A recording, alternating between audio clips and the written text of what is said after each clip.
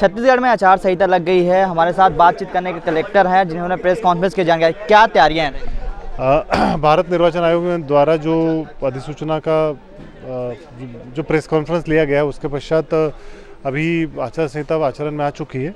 इसमें मुख्य रूप से जो कंट्रोल रूम का स्थापना है वो हो चुका है। पोस्टर बैनर निकालने का काम अभी प्रारंभ है।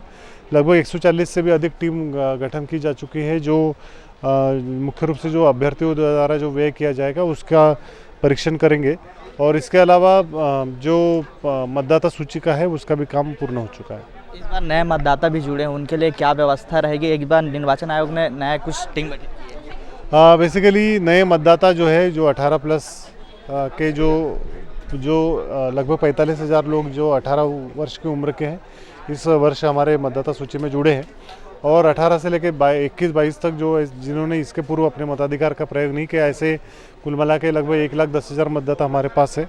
तो इन सभी लोगों से आग्रह रहेगा कि क्योंकि अब आपका पहला मतदान है तो आप डेफिनेटली इसमें आपको मतदान में सहभागिता होना चाहिए। अति संवेदनशील के तरफ भी देखा जाए तो बहुत ज़्यादा वो रहते हैं, क्या तैयारी है? सभी मतदान केंद्रों का वल्नरेबिलिटी मैपिंग कर लिया गया है और ऐसे मतदान केंद्र जहाँ पे कोई किसी भी वल्नरेबिलिटी की संभावना है वहाँ पे अतिरिक्त पुलिस बल लगाया जाएगा। धार्मिक आयोजन की जाती है राजधानी रायपुर में, फिलहाल गरबा होने वाला है, उसके लिए क्या व्यवस्था? सभी जो मंडली है उनका हम लोग अभी बैठक लेने वाले हैं और जो उनको निर्वाचन आयोग के निर्देश है उसके बारे में भी अवगत करेंगे। ये थे रायपुर कलेक्टर जिनका साफ तौर से कहना है कि सभी मतदान केंद्र में लगभग पूरी तैयारी कर ली गई है। आने वाले वक्त में लगभग पूरी तरह से तैयारी कर ली गई है। कैमरामैन नवेश खान के साथ महेश कुमार साहू, न्यूज़ प्लस 21 रायपुर।